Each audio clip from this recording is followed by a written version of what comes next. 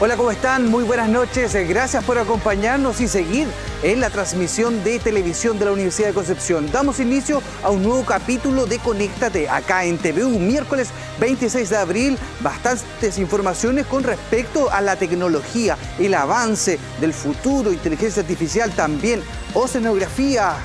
Todos sabemos que los océanos faltan por investigar, todo eso más en este capítulo. Acompáñenos para ya conversar con nuestro invitado y también invitada. Invitados de la Universidad de Concepción, por supuesto, en este día miércoles 26 de abril. Les damos la bienvenida a Andrea Rodríguez Taste, vicerrectora de Investigación y Desarrollo de la Universidad de Concepción y también miembro del Comité Experto en Política de Inteligencia Artificial. Andrea, ¿cómo estás? Muy buenas noches. Muy buenas noches, Flavio. Gusto saludarte y a los que nos están escuchando. Perfecto. También nos acompaña esta noche Paul Gómez Canchón, coordinador de divulgación y educación del Centro Copas Coastal. ¿Cómo estás, Paul? Muy bien, gracias. Gracias por la invitación. Por supuesto, aquí estamos para hablar de conexión, conectividad y, bueno, la tecnología ha tenido un auge importante este último año seguramente, pero acá en Latinoamérica el auge de la inteligencia artificial se da en los últimos 6 meses en el ámbito educacional, en los trabajos se ha visto un auge, una fuerte demanda. De hecho, si uno entra a los operadores de inteligencia artificial, como es el ChatGPT, realmente hay una alta oferta y, bueno, ¿de qué se trata todo esto, Andrea? Tú eres experta, eres parte de este comité, vicerrectora de investigación y desarrollo acá de la Universidad de Concepción. ¿Cómo podemos explicar a la gente este auge que hay con respecto a la inteligencia artificial? Bueno, primero quisiera decir que hay varios expertos. Yo participo en ese comité, pero principalmente por una persona que trabaja en datos, que es gestión de datos y por lo tanto fundamenta un poco el aprendizaje que se necesita en este tipo de tecnologías. Pero volviendo a la pregunta básica, y en forma bien simple, uno podría decir que inteligencia artificial son sistemas informáticos que de alguna manera tratan de asemejarse a la conducta que realiza un humano. Eso significa que pueda razonar, ¿cierto? Pueda tomar decisiones, pueda adaptarse ante situaciones y pueda predecir. Esas son, digamos, las características y la forma básica de definir lo que es la inteligencia artificial. Y claro, bueno, y se desarrolla para distintos ámbitos de la vida y uno de esos es la investigación. Y algo que está poco investigado, Paul, es el océano, los distintos océanos que existen en el planeta Tierra, cómo se configura esta tecnología y también lo que está haciendo el Centro Coastal con respecto a los talleres de oceanografía. Bueno, yo creo que no es tan poco la investigación que se ha hecho, de hecho se hace muchísima investigación. Aquí en Chile, en la Universidad de Concepción se ha hecho, no solo con nuestro centro, sino con varios centros que existen, muchísima investigación. Creo que más que falta en investigación, falta como que dar a conocer mucho esa investigación y como poner la investigación oceanográfica en la mesa de discusión de diversos temas.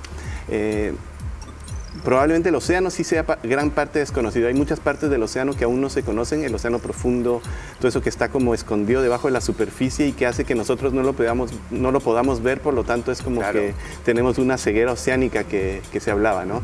Entonces, en ese sentido, nosotros deberíamos tratar de hablar más de eso y por eso es que nosotros estamos ahora proponiendo justamente un taller para comunicadores, justamente para darles algunas explicaciones, contarles algunas cosas y darles un espacio para hacer preguntas, para que nos empiecen a hacer preguntas y no nos quedemos solo con el titular, ¿no? Sino que vayamos mucho más allá en la noticia.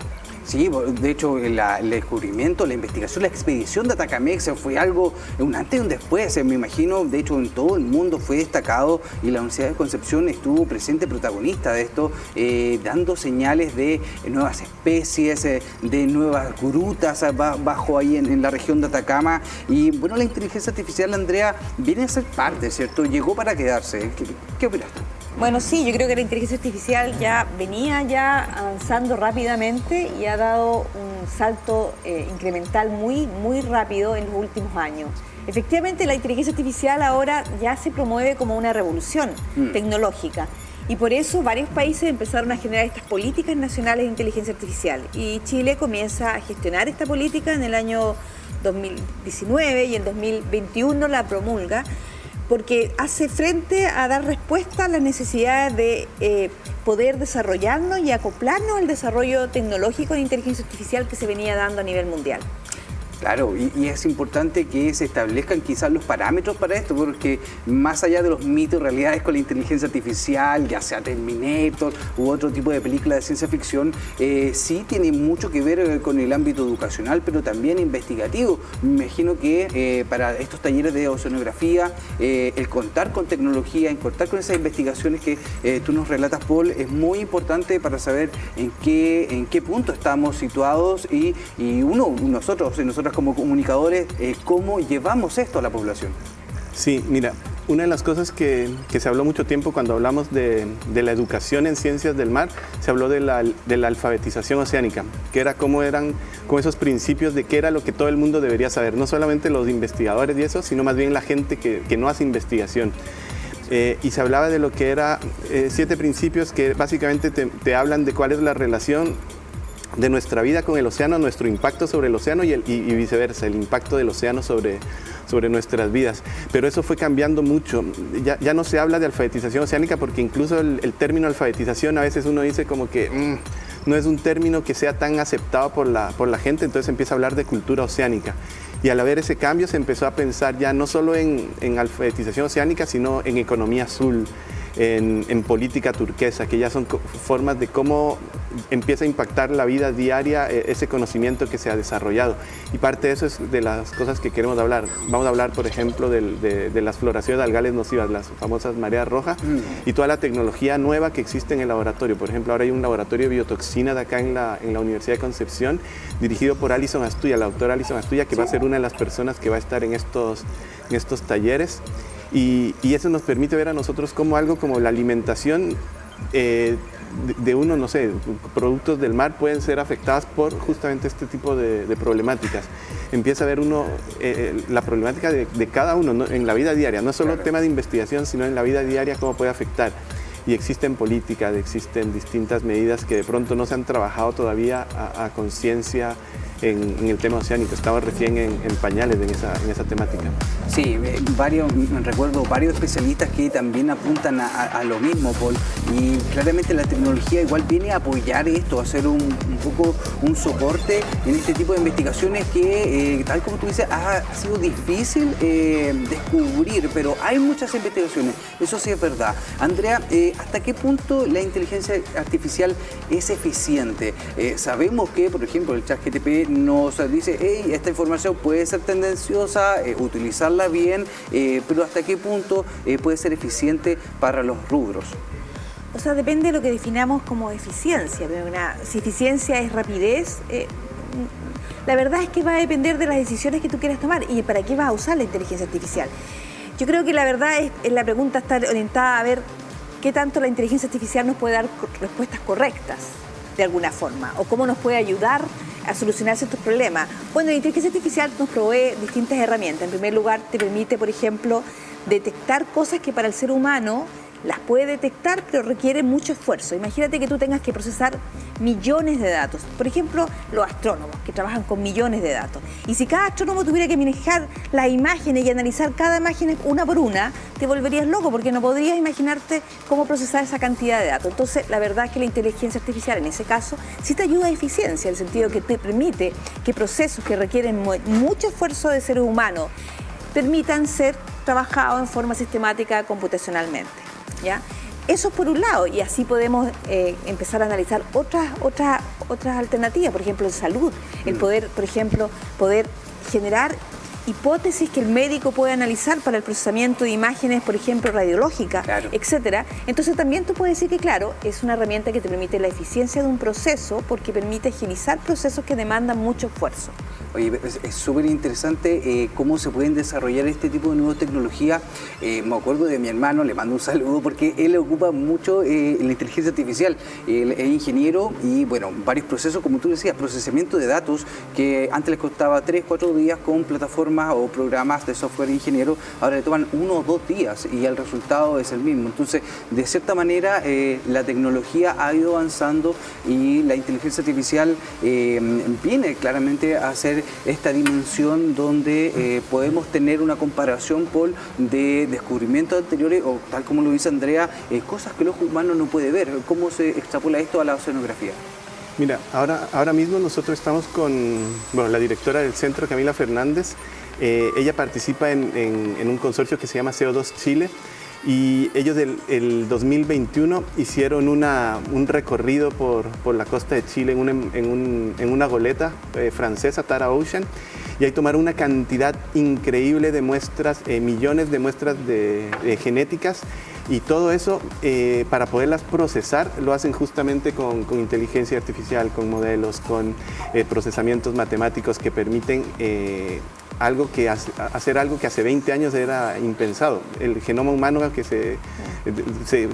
primera vez que se secuenció completo, hace como 22 años más o menos, costó billones de dólares. Hoy en día esas muestras, hacer un secuenciado completo de cada una de estas muestras sale mucho menos de $1000 y se hace en un tiempo récord comparado con lo que se hacía antes. Entonces, la cantidad de información que se va a poder extraer de ahí es impresionante. Existe un concepto que es del carbono azul, del que van a hablar el viernes, que tiene que ver con cómo el océano y los ecosistemas oceánicos están secuestrando océano de la atmósfera, lo están extrayendo.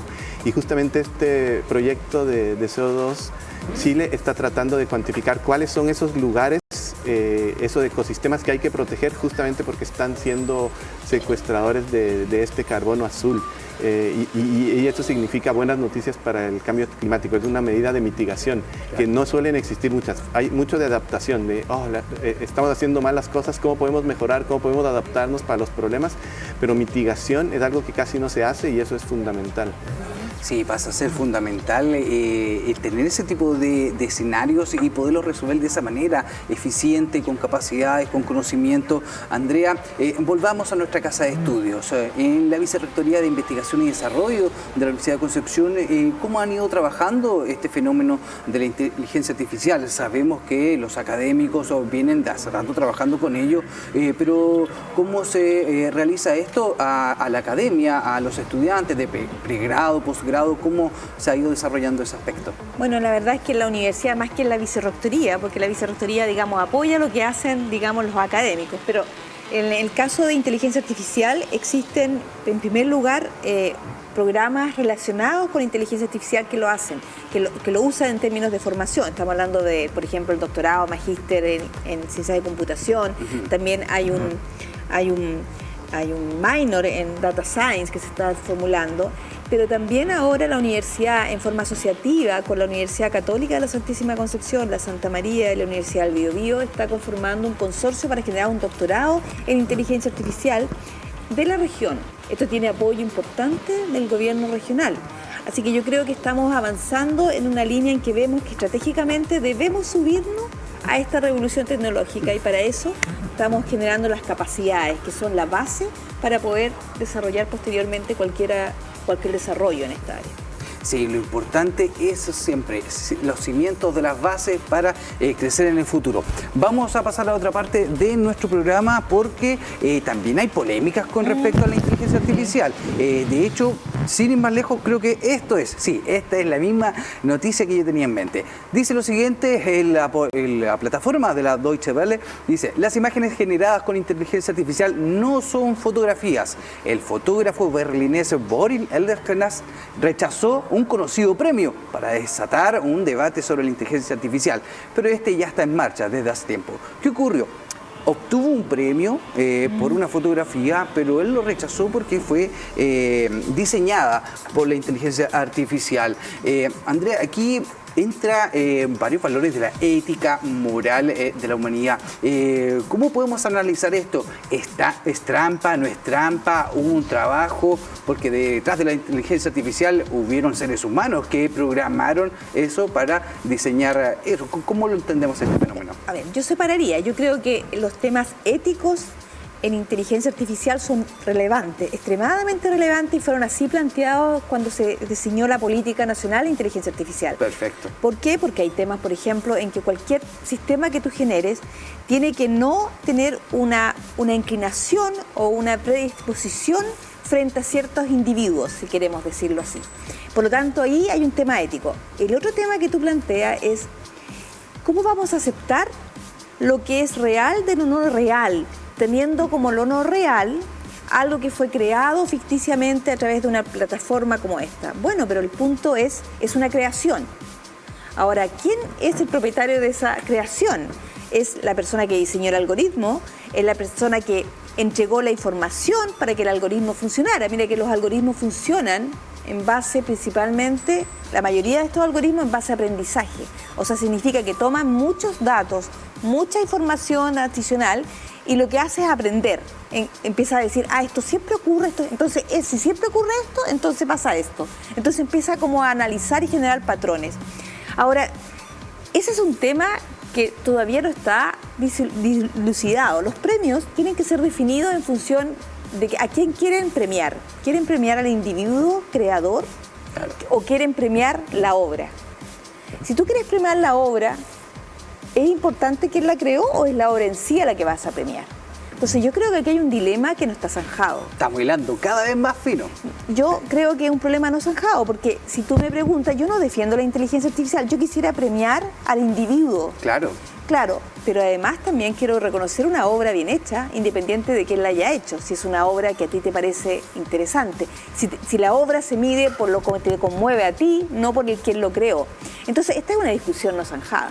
Pero ahí yo creo que la parte ética está en el aspecto de que si me están premiando a mí porque dicen que yo creé y yo digo yo no lo creé, claro, es tu ética decir que yo no lo creé. Pero aquí viene más, de fondo aquí el problema va a ser cómo vamos a valorar lo que es físico real, creado por un ser humano, y lo que es creado virtualmente. Claro, o sea, vamos a tener concursos de ganadores con IA y otros quizás ganadores que sean seres humanos, por claramente lo que tú apuntas, Andrea. El ajedrez, por ejemplo, las máquinas de ajedrez que juegan con seres humanos. ¿Alguien ha cuestionado mucho esos juegos? No, pero tenemos máquinas de ajedrez que juegan y han ganado a seres humanos. Exacto, y ahí tenemos los grandes exponentes. Claro. Sí, es un tema, vamos a seguir con ello, pero vamos a ir a la siguiente noticia, Paul. Naciones Unidas logra un acuerdo para el establecimiento de zonas marinas protegidas en océano abierto, centro Copas Costal. ¿Qué significa esto, Paul? ¿Es un avance? ¿Tenía que realizarse desde hace tiempo? ¿Cómo lo cuantifican desde la función? Ya, mira, es tremendamente relevante. Partamos por ahí. Es una conversación que venía hace muchos años, llevó muchas conversaciones, llevó muchas convenciones, muchas reuniones, llegar a un acuerdo, porque había muchos puntos en los cuales no se podían poner de acuerdo las distintas partes interesadas, digamos aquí en este caso los países.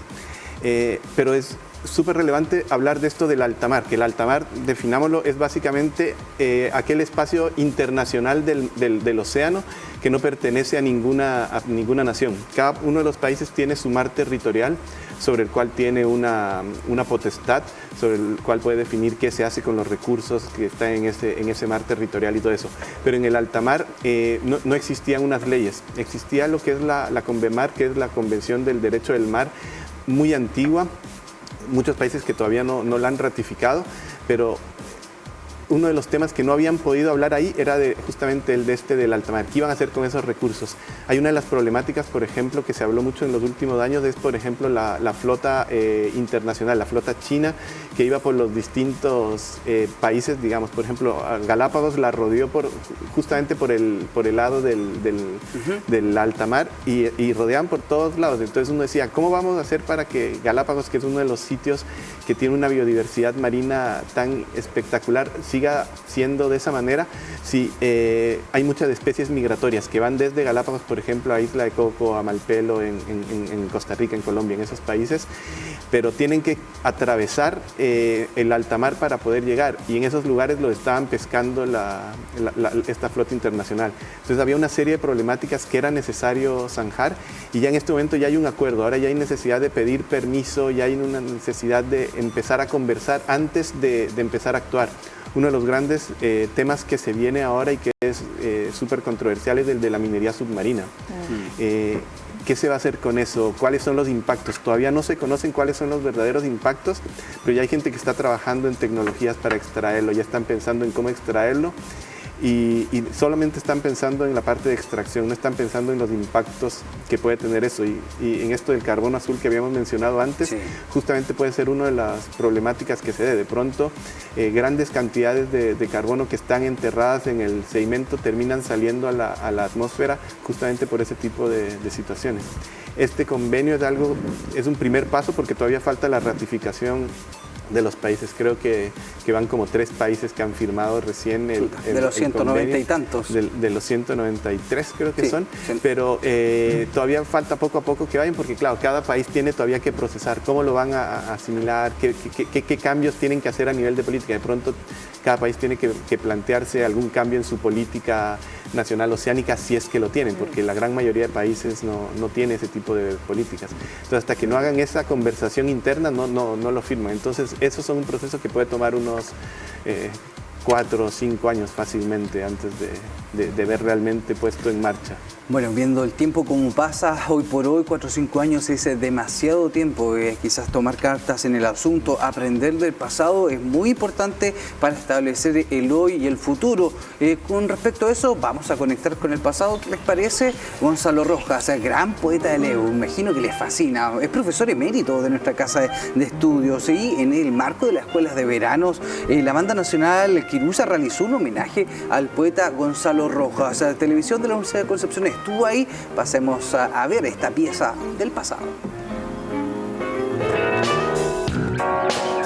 Todo el mundo se pone a gozar. ¿Y qué se ama cuando se ama a Dios? Dame respuesta. La luz terrible de la vida o de la muerte será. Que busca aunque se halla en eso que se emplea. La música es una cuando llega al alma, y creo que nuestros amigos de Quirusa con Pedro Fonsea, Mama Soul y Ludwig Band nos van a alegrar la noche y nos van a entregar todo el amor que sienten por Gonzalo Rojas. Cuando despertó, nada fue verdad. Nunca más tus ojos la volvieron a mirar. Tu niñez se fue y no volverá. Inocencia seca antes de brotar. Se pudrió una bala dentro de tu voz.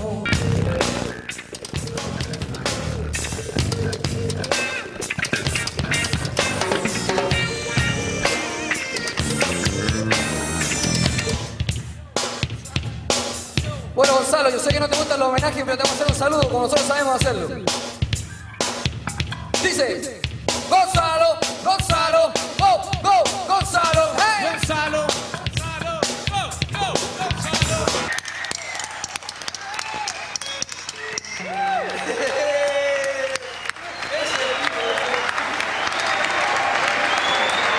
Que la música, la cultura en general no tiene edad. Este país está dividido en edades y en un montón de otras cosas.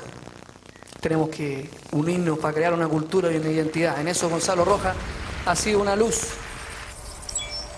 Ahí está el legado de Gonzalo Rojas, representado claramente por esta banda de Quirusa. Andrea, ¿qué te pareció? ¿Te llevó el pasado? ¿Te conectó con el pasado?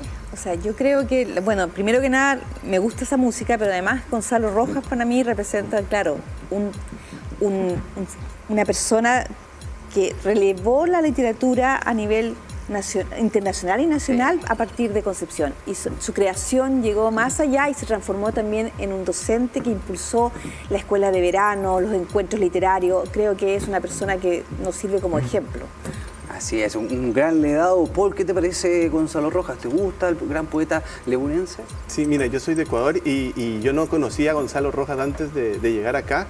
Y claro, por todo esto de la cátedra y todo eso empecé a leer un poco de él y bueno, yo me acuerdo de algo que él hablaba de como limpiar la boca con el áspero mar, una cosa así que era como sí. esa frase y eso siempre me causó como el áspero mar, yo decía como es extraña esa forma, pero claro, es como por el sabor como puede ser, no sé, astringente si uno se toma el agua de mar o algo así como sí. Mira, no lo había escuchado. Sí, eso mismo, sí, yo lo había escuchado más de alguna ocasión, metáforas y literarias en la universidad. Vamos a este espacio contra el tiempo. Tienen 30 segundos para responder esta capciosa pregunta. Comenzamos por Andrea Rodríguez Tastes. A ver, esperemos entonces, ya está el contador preparado. Ya, ahí están los 30 segundos, Andrea, para la siguiente pregunta. Sonido. ¿Qué tan factible es que la inteligencia artificial nos reemplace en nuestras labores como seres humanos, Andrea?